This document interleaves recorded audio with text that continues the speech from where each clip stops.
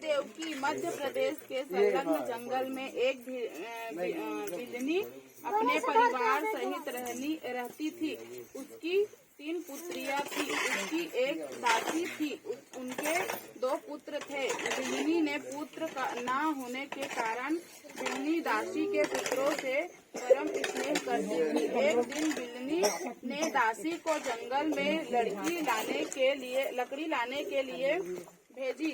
बिल्ली बच्चों को घर पर रख स्नान करने चली गई। दासी पुत्र खेलने चले गए और दूसरे बच्चों से उनका झगड़ा हो गया। दूसरे बच्चों ने दासी के बच्चों को मारकर फेंक दिया। इधर बिल्ली बड़ी दुखी हुई और बच्चों का अंतिम संस्कार कर अस्थियां घर ले आई। उधर दासी जंगल में लकड़ियां लेकर लौट रही थी।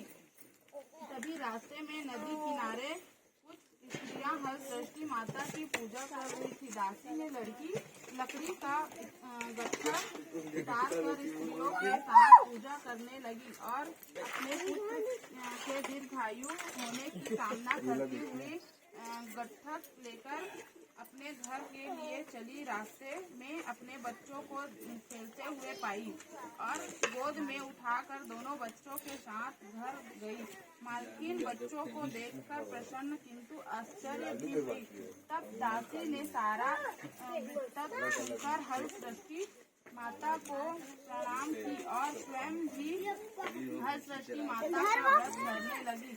व्रत के प्रभाव से उनको भी पुत्र की प्राप्ति हुई और दोनों जीवन हलसृष्टि माता के व्रत करने लगी। हलसृष्टि महारानी की